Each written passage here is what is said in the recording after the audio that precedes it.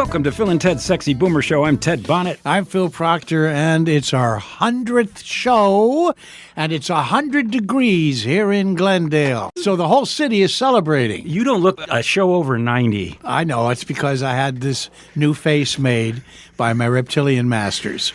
It really goes well with your St. Patty's Day leprechaun outfit. Yeah, thank you very much. That's a huge bow tie. It's bigger than your head. This is what I wear at home.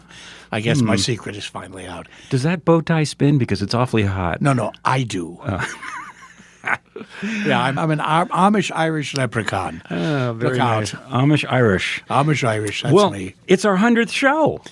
I can't believe it. How time flies. It does. Well, I don't know what the joke is there. How time flies. I think it's more like how time dies, because once it's lived, it's over. I think time is just now. Wow, that's pretty heavy, Phil. Let me write that down. Here, I've got it on my card. Thank you. Here you go. Oh, it's on the card. Yes, it's how time Total dies. tool. The total tool. That's me. That's me. Well, we have a very special guest today. That's right. It was part of the contract originally. He was our first guest ever. And he didn't see the fine print that said, you'll also then have to be our 100th guest. Yes, that's right. And that would be the one, the only, the dear friend, John Goodman. Yes, well, actually not the one, the only. The one, the many, John Goodman. Hi, Goody. There are many of us, and we're all in different time zones. That's right. Where are you? Where am I? We are outside Charleston, South Carolina, where it's freezing. Wow. It's freezing. It's freezing there. I know. There are tornadoes on the East Coast, right? And snow. And Frozen leprechauns are driving drunk today. Wherever they are, be careful. is the green snow falling? That's what I want to know. They're somewhere. Yeah. In Chernobyl. We're in Chernobyl, light a little lass. Chernobyl light. He's glowing. Yes, right. Glowing grass. So what's the latest professional project that you've been involved in? Well, let's cut I've right been to it. unemployed since June. Unemployed since June? No. I do the odd voiceover. I did a film last year, for 6 months in London. Ooh. I came home and worked for my son-in-law in June, which we just premiered the movie at the South by Southwest Festival in Austin, Texas. Wow. How'd that go? It was very well received. Nice. What's the name of the movie? Chili Finger. Chili finger? Chili Finger. I thought it was a Latin American spy movie, and I was wrong. But I did it anyway. Obviously, the plot is a secret of some sort. When will the film be released? It's got to be bought first. Oh, yes. Okay. They put it in the can, they call it, That's right. Put it in the can. Yeah. and so it stays fresh until right. probably the fall. Some of those frozen leprechauns will be thawing out.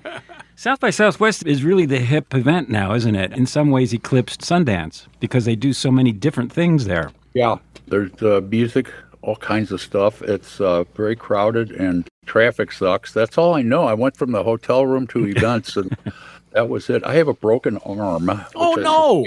I sustained a month ago in a hideous shopping cart accident. No, really? I was sober, officer, I swear. Oh, my God. Yeah, I top-loaded the little shopping cart with a lot of water, so it was really top-heavy, and I hit a bump, went over with it, and it's a crack all the way through my upper right arm, and they can't put a cast on it or anything, so it just hurts. Oh, that's wonderful. But listen, you didn't Bring break me another frozen leprechaun, honey, to put on this arm. you didn't break your funny bone, though, right? Yeah, Obviously. I That's gave good. that away a long time ago, along with my soul.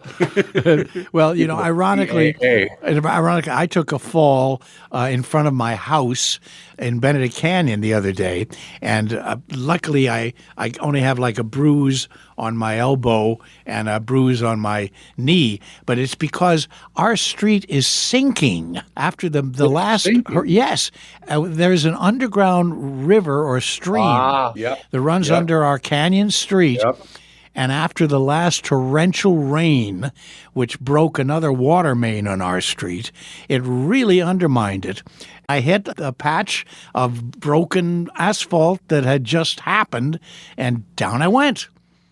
So I commiserate with you. I was in my last couple weeks of filming in London, and I fell down on the set. I was wearing stockings, or just wearing socks, like Yeah. a fool. And I've been blocking the scene for a long time. I've been walking around in my socks for a long time. Yeah. And my legs went out parallel one time, and it just slammed into my hip and then fractured it. Ouch. I had to wait a month before I could shoot again. Yeah, that was in the papers. I remember that. That's right. That was a big was? deal. Yeah, you made Oh, the yeah. news. You made the news. You made the news. We went, boy, he's really getting desperate. Hey, I got in the news, though, didn't I? Yes, you did.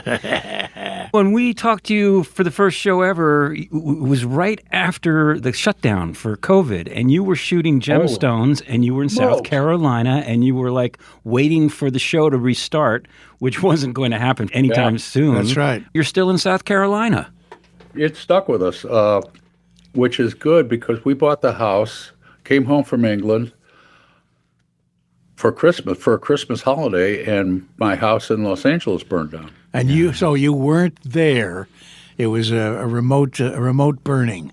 Good. Terrible. I'm glad to hear that. Terrible. I was thinking about you because when we last hung out, you were talking about selling the place in New Orleans because I don't know exactly why, but you had mentioned that insurance was a challenge there. You sold that place, then your house burned down, and it was like, my God, you really have been a lot of upheaval. I'm under a roof, so I'm very grateful for that. Wonderful. Are you divorcing yourself from? No, she's coming home. He's He's not dodging frozen leprechauns. I meant from the Palisades. Are you going to go back to the Palisades? Are you I'm done? going to go back somewhere in Los Angeles. I don't know what to do with the Palisades yet. I'm in fear of toxic land there. Yes, right. I don't know if it's going to be clean. I don't know. I'm pushing along in age. I don't know how long it's going to take for them to have, what's going to constitute a neighborhood in a few years. I don't know. I just don't know what I'm going to do. Have you seen it since there? the fire? No, I haven't been back. My wife went up there, and I just didn't want to. It's unreal. It's unreal. I only went up once in like June after it opened up. I haven't wanted to go back either, but it's unrecognizable. It's sort of like what Palisades must have looked like before the white man came, because it was all no trees, nothing. Yeah, something like that. I have a friend up there who built a house not far from where you were in 1970, and they're staying, and they just got their building permit. Wow. And they're going to build, and I asked him, I didn't put it this way, but are you worried about building a house in an ashtray? There's dispute as to how much soil they had to scrape. That's right. We're going to get I think we're going to get the soil tested yet again. I think this was the third time, maybe. That's a wise move. We had it removed. I just don't know right now. I mean, I love that neighborhood, though. I just adore it. It was wonderful. We could walk everywhere. Hi. What happened? Did you go for a walk? No, my Cocker Spaniel just joined me, and she's very cold nose. The cold nose. Yeah, I remember I was in your house, I think only once or twice, and I remember how sweet it felt, how homey it was, a spacious abode. And I was very shocked to hear that you lost it. Well, Pete lived there, hung his hat there for a while. That's right. That's right. That's right. Several hats. Yep, Pete Bergman we're talking about, ladies and gentlemen. I came home after a couple of weeks one time. He'd rearranged all the furniture. Oh, no. He had the Hitler Network on as he always did. Yeah, right, watching the past history of World War I II. slowly rearranged the furniture back so he wouldn't be insulted. Oh, my God. John, I've rearranged the furniture, John. Looks great, doesn't it? Uncle Pete, thank you. Well, the question I have, though, is what does it feel like to have lost memorabilia? Did you have a lot of memorabilia in the place? Artwork. Artwork, Yeah, sure. a lot of the stuff was in New Orleans, which we got to save. There was just a few things. Nothing. Oh, good. Well, birth certificates, stuff like that was gone. Well, that's just as well. You can live forever. Yep. Okay. So the Gemstones is done, right? It's done. Yeah, I miss it. I'll bet. It was weird. I was doing one series. The Connors. Before it was the Connors, it was like Roseanne, and then she got fired. We all got fired. A couple days later, Danny called, Danny McBride, with the Gemstones offer. So I got it, and then about a month after that, they decided to pick up the Connors without. And so I had 2 jobs for about 7 years. That's right. And I was bitching about work, and now I'm bitching about lack of work. Yes, feast or famine. The fire in the Palisades, what a devastating effect it had on the industry because there was so much displacement. The project that we last worked on, the Hindsight audio project, which if you haven't heard, folks, Hindsight the day before on all your podcast platforms, John plays Oliver Wendell Holmes. That's right. And Phil, you play about 400 different 400 characters. different roles. As did Wow. my darling late wife, Melinda Peterson, who got to work with you again, John. Yeah. I was so happy that was basically her last work, which was with someone she loves to work with, and that's you. Well, what did we do? I remember going to the studio and hanging with you guys. I don't remember what we did. You did your yeoman thing as always. You were busy as hell. You were coming out of the Gemstones, and you flew into Van Nuys, and we picked you up, and you hadn't been home in weeks, but you came straight to the studio anyway. Remember, you had that tooth missing. That's nice. Right. At that? that point, you had lost a tooth. Oh, man, yeah. John, you're falling apart. Yep. Stop it. I've got younger, bigger teeth now. Good. They're huge. Oh, really? I didn't want to hurt the dentist's feelings. I said, well, Did you ever get a chance to hear it? no. Oh, I'll send you the link. It's a beautiful. Yeah, we did an experimental production. We recorded it like a film on a set. Right, that's right. That was cool. Yep. Dad. I love that. You can move around. So then we went into the studio and we used Dolby Atmos and created a binaural production. So if you put your headphones in, you really had the effect of being in the room. Right, I remember how cool it was. Yeah. We had the same thing with David up in Seattle. Yes. That's right. Treasure Island. David Osman, right, and Judith Walcott, Otherworld Productions. In fact, I was just listening to our scene together this morning. You play Billy Bones, a dangerous pirate with a story, and I played Black Dog, a French pirate who tried to kill you. I love to try to kill you, John. And anyway, it's a magnificent production.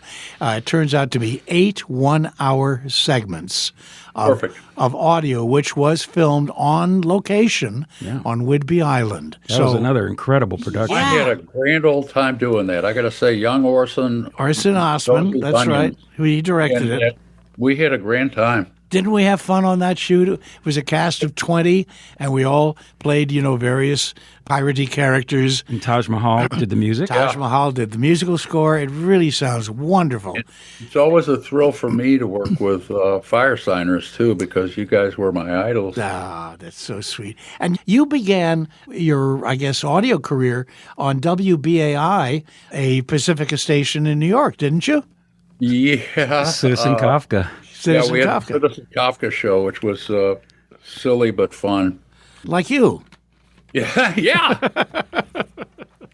We're all Pacifica veterans. Yeah, we are. Yeah. There's a picture of like a 16-year-old Osman in front of a WBAI microphone. Right. When it was up, or something. I think it was maybe still up at the church in Harlem. I remember going there one time. Wow. Yeah. They moved again. I don't know where they are. But They're in Brooklyn. They're in Brooklyn now? still on the same frequency. Yeah. That's all. Wow. That's Once in radio, always in radio. You can't get it out of your blood. An antenna grows in Brooklyn, that's right. And you had been doing off-Broadway before then? Yeah. Dinner theaters, off. Yeah, Dig, I got lucky with commercials. Oh, yes. We all did at that particular time in entertainment history. It really kept so many actors going to be able to... I thought I was, I thought I was going to be locked into that for the rest of my life. I did some unnatural resentment about it, but I was very lucky because I learned a lot. Yes. The shaving cream commercial. Yeah. Wow. Yeah, you can see that on YouTube. You can see everything on YouTube. It's like the Library of Alexandria. Everything is on YouTube. It's astounding. Can't burn it down, though. So you say you're unemployed, and I would imagine that is probably welcomed right now. Do you have anything coming up, or are you getting anxious to do something? There's I think a 4-camera comedy that I'm committed to, but it's still in development, as they say. Yeah, I want to get back on stage sometime, but I just don't know what I'm doing, but I never did. Yeah. It's come out well so far, but I think I need to be occupied because when I don't, I turn on myself. Yes, I know. Yeah, and what's wrong with me, all that kind of good stuff. But it's just another phase. Yeah, I always refer to it as between jobs. Yeah, I'm at liberty. Yeah, you're kind of catching a breath. You're getting a little breather. You get a chance to heal that broken arm. And a broken heart. Oh, you'll never heal that, John. I'm sorry. That's just something you have to use in your work. Yeah, well, we're supposed to, I guess. Yeah. The one thing that has always fascinated me about your career is the variety of roles you've been offered, especially in film. And that must be fun to go from one crazy character to another for a short period of time, Yeah. It's interesting. You get to explore different people, work with different people. It has been fun so far. And it's also been a great life being an actor. Yes. Did you always know you wanted to be an actor? I didn't know anything else. I never thought I'd be an actor, to tell you the truth, until I graduated from college with a BFA in theater. And, well, I better use this thing because it's going to go away. And so my brother gave me $1,000, and I went to New York. From Missouri? Yeah, and I just was frightened to death, but it turned out all right. Didn't you have, professional sports ambitions?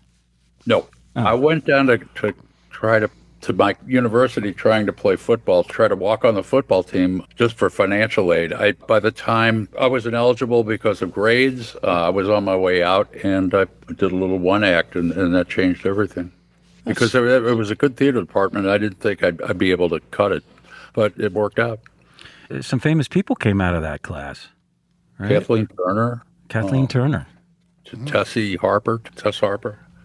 Oh. And a lot of people are working, and it was good. Were you a girl then, too? Yes. Yeah, I should remember that.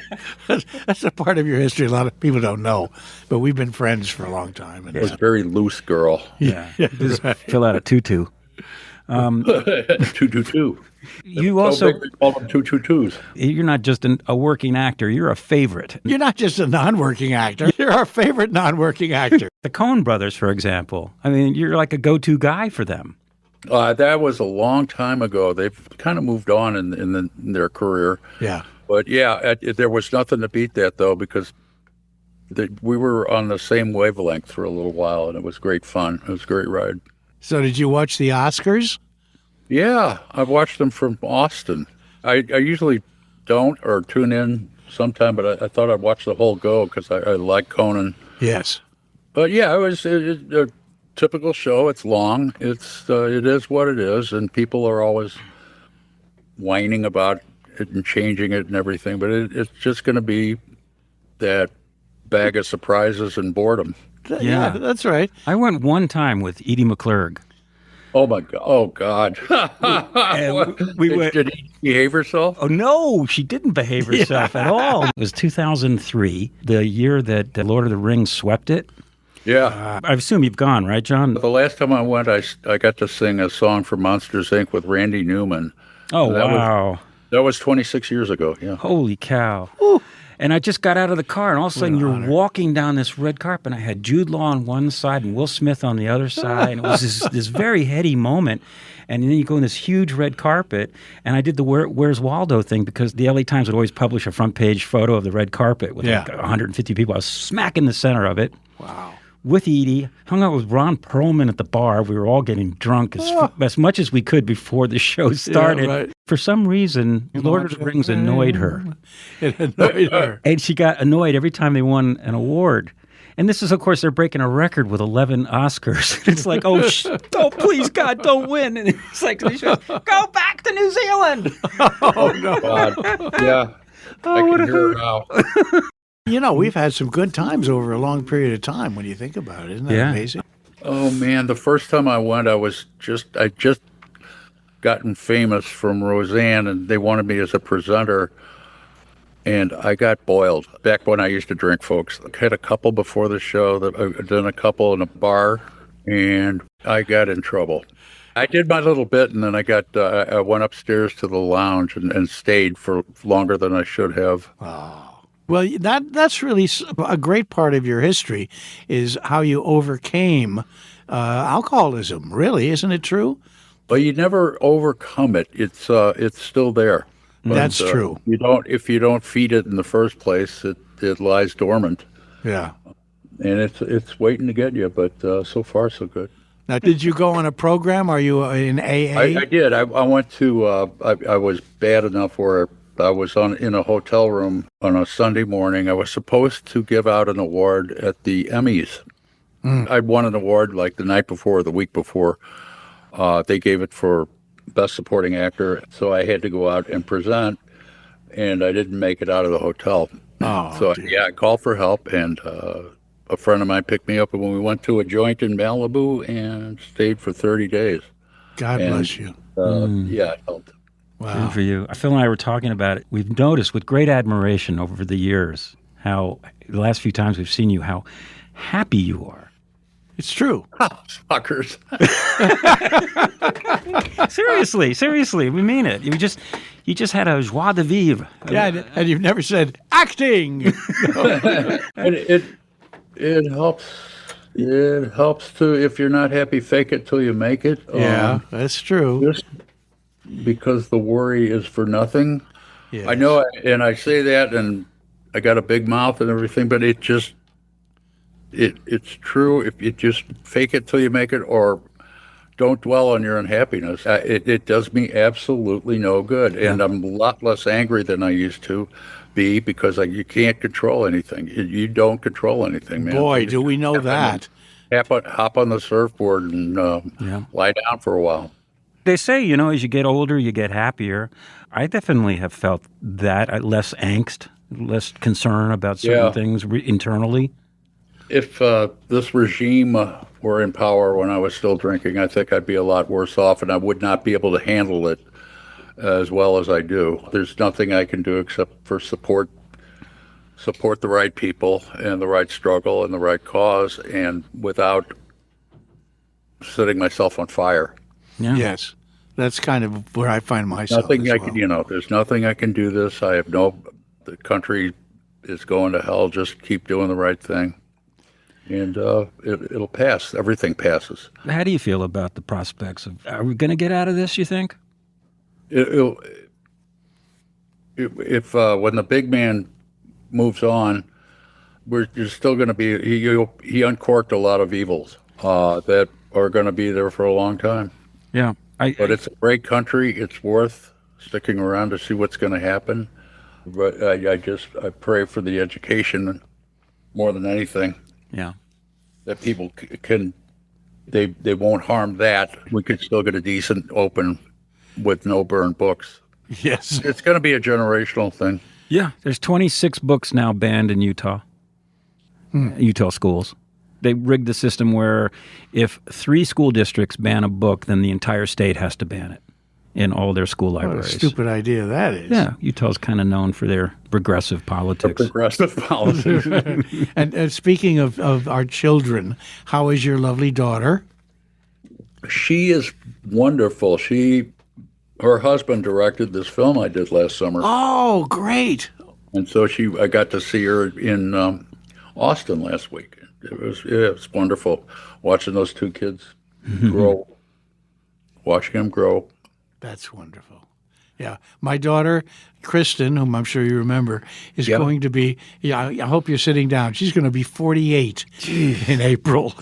I remember when she was a teenager. Yeah, and the only The sound of me, my jaw dropping.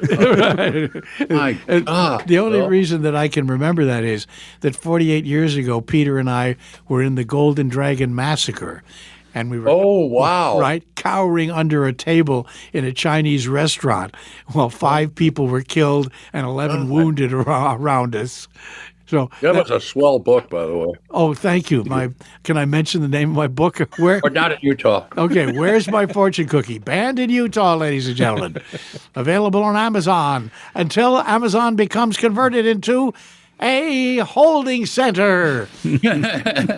They bought a huge warehouse outside of Salt Lake City. I know. I saw a picture of it from the air. That's Oh, is it detention center? concentration camp. Concentration camp. Yeah. Yeah.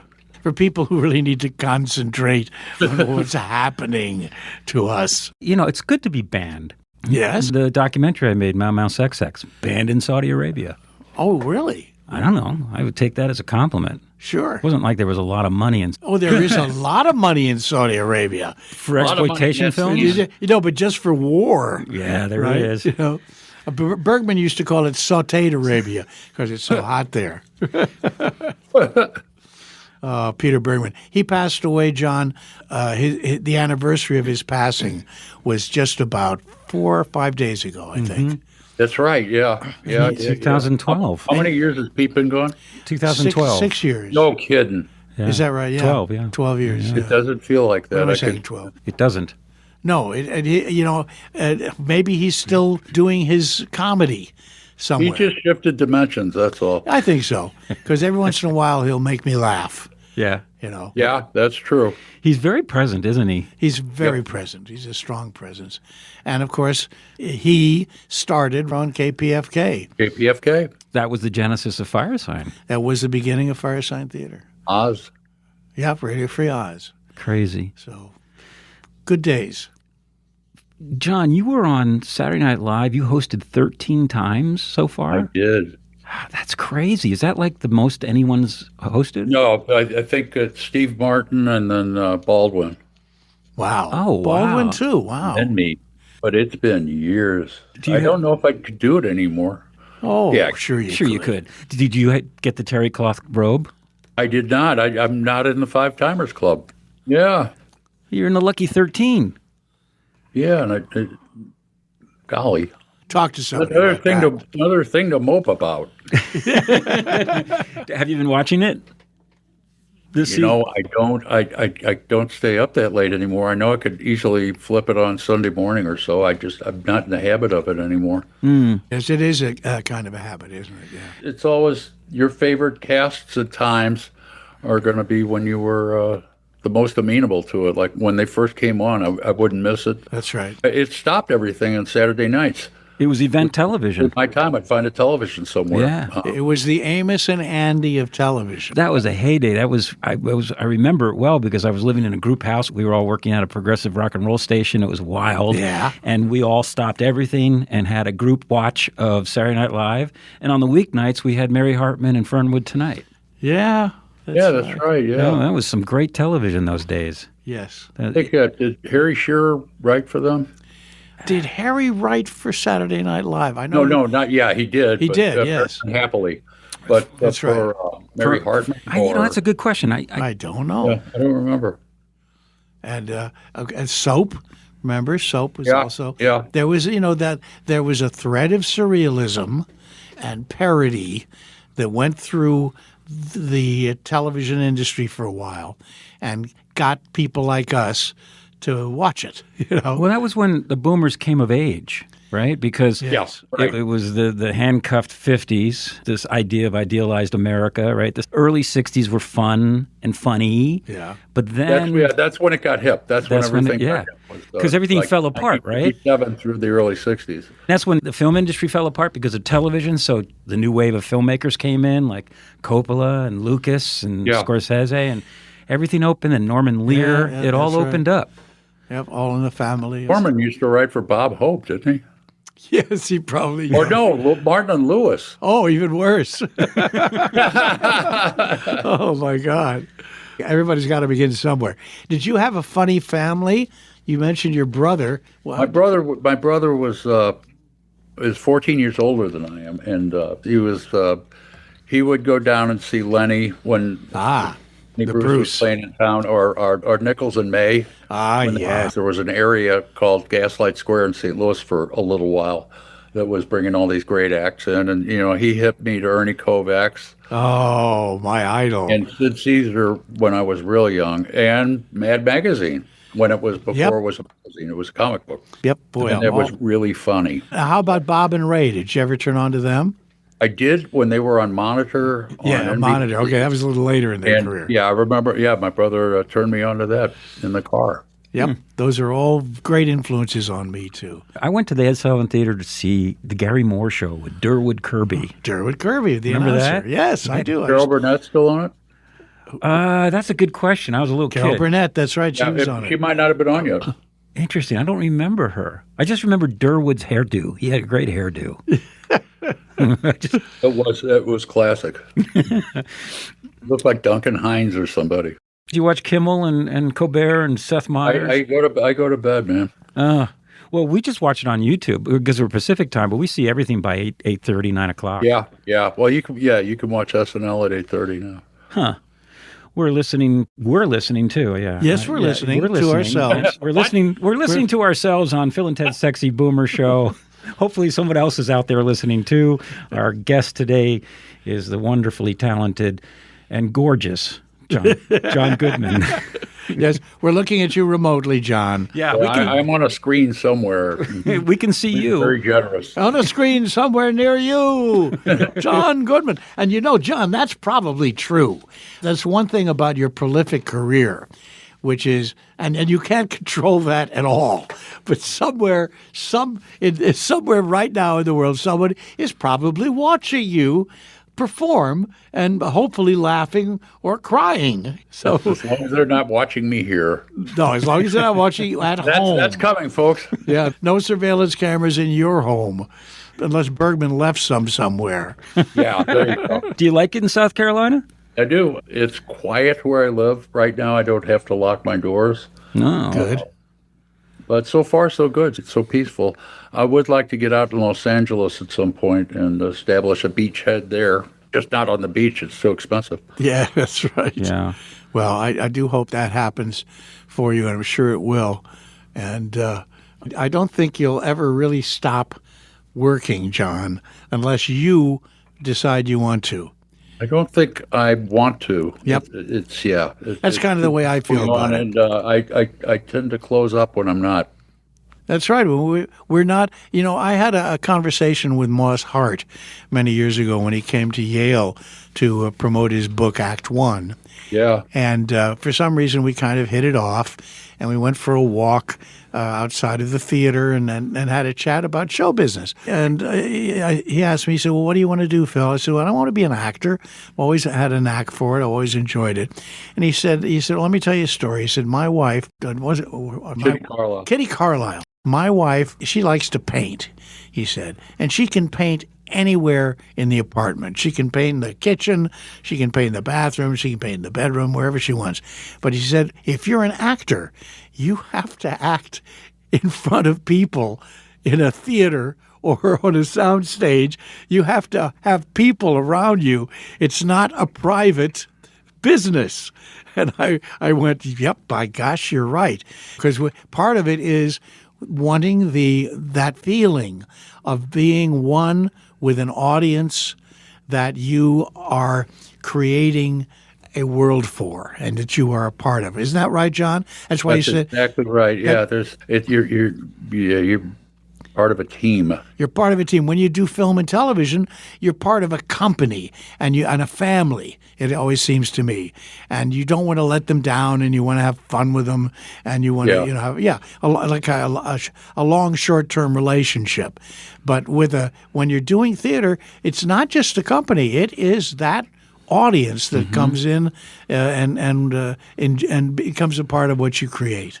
When I was a younger man, I would see dancers constantly going to class, rehearsing, getting better, musicians constantly practicing. But, Yeah, I didn't do any of that. I didn't. I finally got into the actor's studio by the grace of Al Pacino, which is one of the things I set out to do when I moved to New York. But I would never. I was always doing something, so I didn't really have time to rehearse scenes. Just my pleasure, and I always missed out on that because we have to keep our bodies active and our minds active, and still try to learn lines as much as you can, read as much as you can, just keep active so you don't rust, and it can go away quickly, and it takes a long time to break that rust off if you haven't done anything for a while and you're in a new project.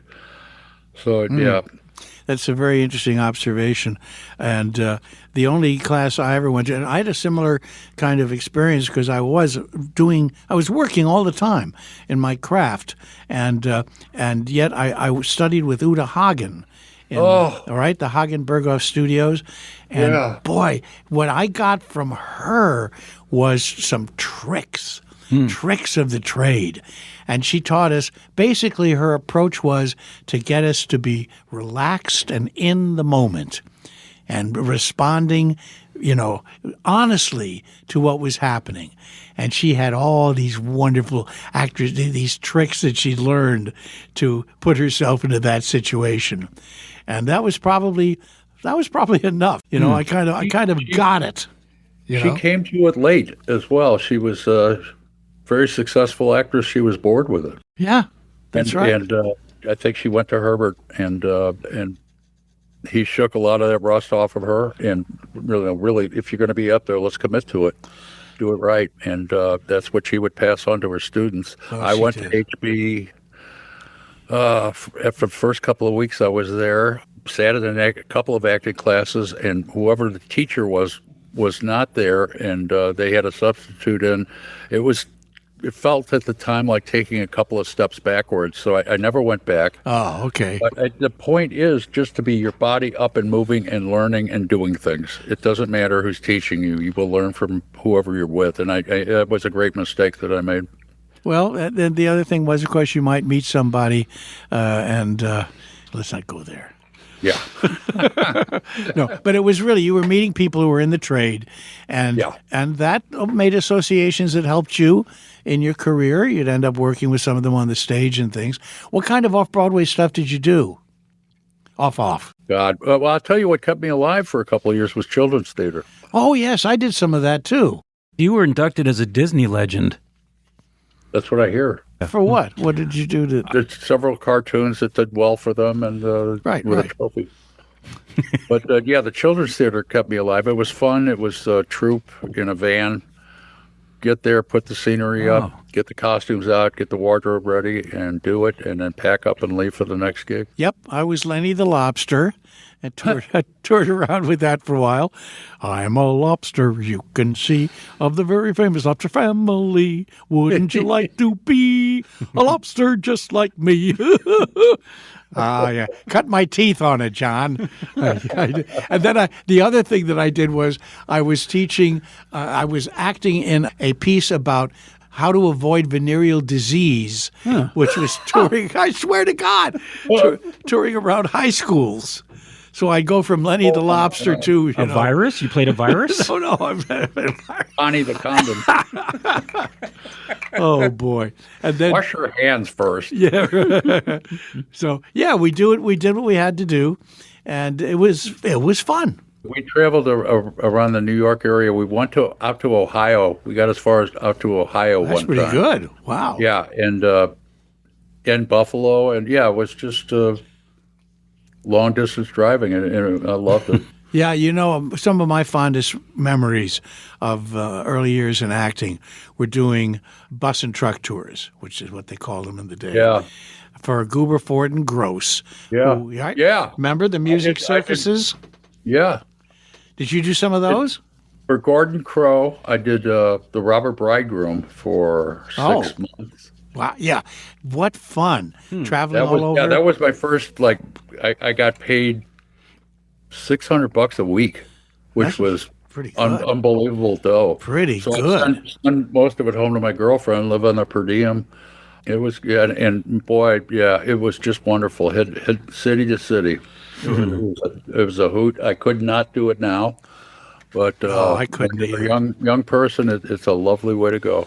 I toured in Brigadoon and Finian's Rainbow. I should mention that today on St. Patrick's Day. Og. I played Og in Finian's Rainbow with the great Pat O'Brien. Oh my goodness! Great character. Oh, was that the actor. time that you had the? Oh, yeah. When he went up, he went up in one performance. He was playing, of course, the Finian, and he had just roughly thrown me on the ground, and he had some great speech he had to make, and he couldn't remember it. And I looked up and I saw his eyes kind of go up in his head. I said, oh my God, the great man has gone up. And he just started talking, John. He just started blathering, and the blarney came out of him. And he went on. And finally I caught his eye and I said, so you're hoping Sharon will see you soon? And I got him back on track. Oh God! Oh man! But it was such a great lesson to see a masterful actor and he did not admit defeat. Yeah. He just, wow. That's brave. yeah. That's crazy. Has anything like that happened to you, John? I was doing a show called Big River, which was a musical adaptation of Huckleberry Finn. Oh, yes. Uh-huh. And we were on Broadway, and one particular night, I think we were a couple of months into the run, right before my entrance, I was going to step around a little thing and then be center stage. I couldn't remember the first word. Ooh. And the more I tried, it wouldn't come. And I had to step out physically, and I was going to open my mouth and say, ladies and gentlemen, I'm so sorry, I can't. And as soon as I opened my mouth, the line came out. Oh, Thank God. It happened 3 nights in a row. What? 3 nights And in a row? It was some kind of stage fright. Ooh. It was the worst feeling I've ever had. I thought I was over it the one night, and it came back and did it again. Oh, that's horrible. My brain learned a new trick. Oh, let's try this again. Ooh. And 3 or 4 nights in a row, and then it went away. Thank goodness. Really? For all of us. Yeah, there was nothing like it. It was horrible. You used to perform a lot down at the theater in La Jolla, the La Jolla Playhouse, didn't Yeah, you? La Jolla Playhouse. I did their second season, which was 1984. No, Yeah. 1985. Yeah, no, it was 84 because of the Olympics. I remember when we met, we didn't meet till 90 or something, but you were going down there then, I think. I forget what it was. Oh, I know what it was. That was for the Old Globe Theater. Production of Henry IV, Parts 1 and 2, which were edited together. Yeah, I've been playing Falstaff. Yes, I remember we saw that and loved that. That was interesting because it started in rehearsal format, and then costume pieces were added right until it was a full blown production. Yeah, by the second act, everybody was in full dress. Yeah, it was great. Great fun. The sun would still be out when we started. Yeah. And we were on street clothes, and then we closed in on it. That was a great experience. I had a lot of fun doing that. And I think the last thing I saw you in was you were doing Big Daddy in Cat on a Hot Tin Roof. At the Geffen Theater. At the Geffen. That was the first production there after a remodel. That's right. There's a great deal of really great good theater theater. suddenly here in Los Angeles. Yeah. There usually is. I did a production of Anthony and Cleopatra downtown at the LA Theater Center. Oh. And the director loaded the stage up with sand, Yeah. Okay. the Alexandria, and the first 3 rows were inundated with kicked into their faces at night, so they had to figure out how to dampen that. So it wasn't just actor spray, it was also a sandstorm. Do you have any favorite memories out of all the stuff you've done so far? The things that were maybe the most fun, or Looks like you have fun on pretty much everything you do. I know you do. Yeah, so. you have to make fun. You have to manufacture it sometimes, and it sticks around. But if you're not enjoying yourself, it ain't going to work. Yeah, well, that's what comes off the screen or off the stage when you're out there, and that's certainly the way I've always approached it. So lucky to be there that the gratitude Yes, goes over. yes, there is an incredible reward for doing what we do, which is that there we are. You don't have to explain yourself to anybody. That's right. You don't have to be yourself either. Yeah. Oh my gosh, we're getting down to the last couple of minutes of our 100th show. Our 100th guest, John Goodman, is with us, and he says he's unemployed, but his new movie, which will be coming out sometime in the near future, is Chili Finger. And I've got one called Digger, which will be out in October. Oh, yes, I've heard some stuff about that. Tom Cruise. Oh. Tom Cruise. That I cannot talk about. It's under fear of death. Of course. And eventually we hope that Treasure Island, all 8 hours of it, will be coming out. Because, right now, the broadcast industry, especially public broadcasting system. Oh, wow. Yeah, it's under attack, and it's very... So How stupid is that? Please. Audio productions, and no matter how good they can be, are so challenged. There is a lot going on in the podcasting world. Audible's trying to do it, but these exceptional productions remarkably have a hard time finding a home. That's right. And what you did with David and Judith and Orson and Phil. And Keith David? Keith David, that's That's right. right, That's Keith right. David. And Hindsight the Day Before. Look that up in your podcast platform and wear headphones because you will trip into another I tell world. you what I like to do sometimes. It's on Sirius XM. They have an old radio channel, and I'll flip that on a long drive. It's wonderful. Yeah. Benny, all these old radio shows. oh, yes, it's still the best. And audio still has the strongest impact on audiences, much more I than believe that because it's the best because you create the scene in your mind, That's right. Movies for the mind. interactive we used in to its call very nature. And which is why I got hooked on Firesign because of the depth and the layering, and you could listen to it more than once and still not hear everything. Yep, that's right. And that was our intention. And it was hysterical. Thank you, John. we are out of time, remarkably. Wow. John Goodman, thank you so much for being it's our so sweet 100th of you. guest. Thank you, for Johnny. acting. And come out to Los Angeles. Yeah, let us know can't when you're wait. out here, John. All right, Philip. We love you. Thank you. Love you too. All right, take care. Bye, John. Bye. Bye-bye. Well, folks, Wow, that was fun. next one will be 101. This is Phil and Ted's Sexy Boomer Show. I'm Ted Bonnet. I'm Phil Proctor. You can hear all our shows at sexyboomershow.com. Stay tuned.